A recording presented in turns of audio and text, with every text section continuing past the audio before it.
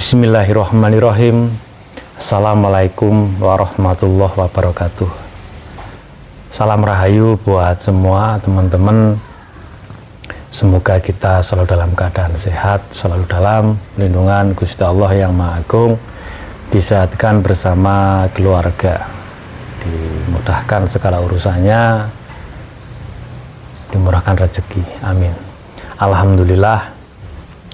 Di sini saya mau sedikit tukar kawruh ya tentang babakan di situ. Kalau kita bicara tentang Satria Piningit, itu juga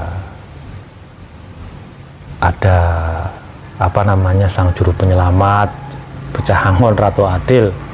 Di sini kami akan saya bicarakan lagi tentang Al-Mahdi atau Imam Al-Mahdi atau Al-Mahdi itu. Jadi di saat-saat ini itu kalau kita bicara babakan Mahdi ya, Al-Mahdi itu saat ini lagi di babakan Al-Mahdi. Kalau Imam Mahdi itu nanti. Jadi ada dua fase ya, dua generasi. Jadi kalau kita bicara Imam Mahdi itu memang dari Nusantara ini, yaitu nanti bisa, kalau Imam Mahdinya itu bisa tahun 2045 ya, 2045 itu ya kita tunggu aja IKN sempurna ya, bukan sempurna ya, memang itu pondasi, karena IKN itu nanti juga kota dunia itu sebenarnya, Garuda, yang di situ juga ada hubungan dengan Nabi Sulaiman, juga di situ Ratu Bilqis, semua para para ratu raja zaman dulu.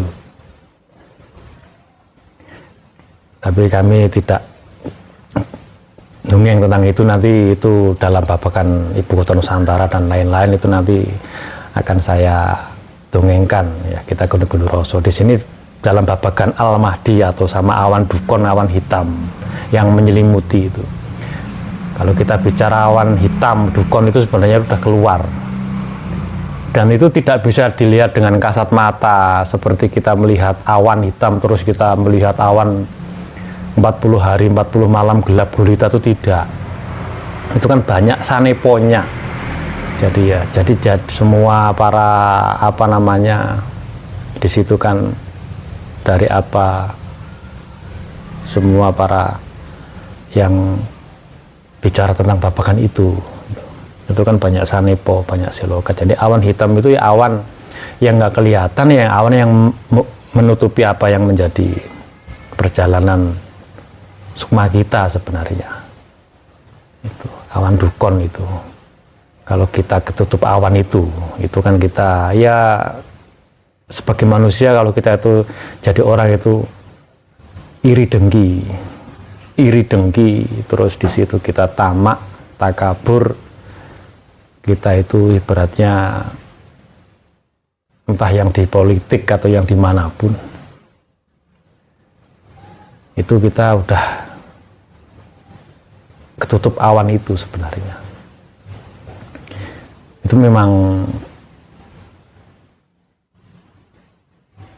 saat-saat ini semua itu memang luar biasa. Makanya kita di situ untuk mencari cahaya bening. Kita mencari cahaya dalam diri kita sendiri. Al-Mahdi itu juga hidayah buat diri kita. Karena kalau kita udah ketutup awan itu, kita udah merasa gelap, apapun kadang-kadang suka menghalalkan segala cara. Itu udah ketutup awan itu.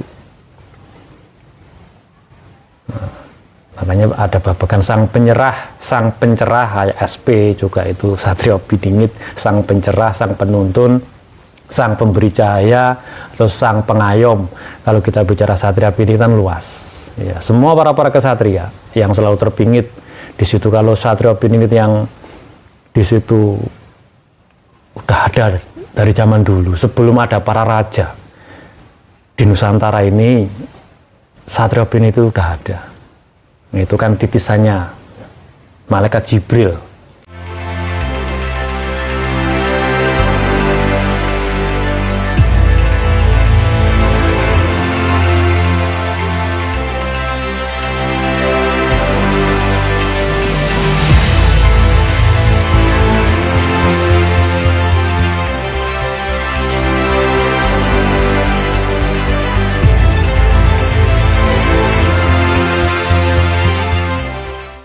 malaikat Jibril, cahayanya ya Kak.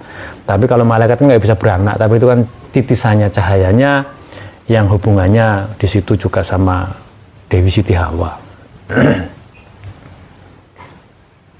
Itu Satria Piningit yang sejati, karena nanti kan menitis ya, menitis. Satria Tomo, Satria Utama itu ya nanti itu yang disebut Sangkinasih. Jadi kembali ke awan hitam. Jadi awan hitam itu bukan kita melihat awan hitam itu menutup kita dengan kasat mata. Awan hitam itu terus hitam, gelap, kita nggak bisa lihat seperti apa itu. Awan itu menutup apa yang menjadi pikiran kita. Secara kita berpikir dalam babakan itu. Terus apa gitu ya, banyak sekali. Itu keambisian dan bagaimanapun.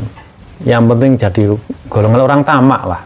Ya, apalagi yang terus mementingkan golongannya sendiri, itu nggak melihat orang lain apa umat susah atau seperti apa. Itu udah ketutup awan-awan itu. Terus di sistem Dajjal itu juga sinergi sama perjalanan Dajjal seperti itu. Dajjal kan angkara murka. Dajjal itu angkara murka. Jadi ini di konsep Al-Mahdi, Dukon, Dajjal semuanya itu. Karena apapun kita menjadi gelap, apapun kadang nggak lepas kendali terjadi peperangan. Makanya semua itu untuk kembali ke diri kita. Memerangi apa jiwa angkara murka kita semua. Kalau kita semua sebagai manusia udah bisa seperti itu, otomatis peperangan yang sifatnya itu pakai senjata apapun kan nggak terjadi. Karena apa? Kembali ke diri kita. Makanya kita bisa mendapat petunjuk, selalu bisa memanusiakan manusia yang lebih bijaksana, welas asih.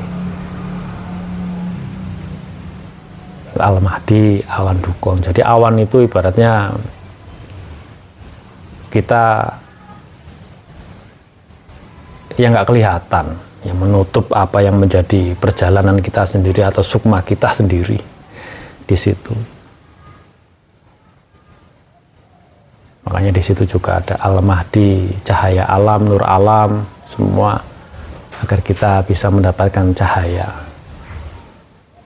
Selalu yang legowo, yang ridho, yang ikhlas dalam kehidupan ini. Apapun Allah berikan terhadap kita sampai saat ini, itu memang sudah pemberian Gusti Allah.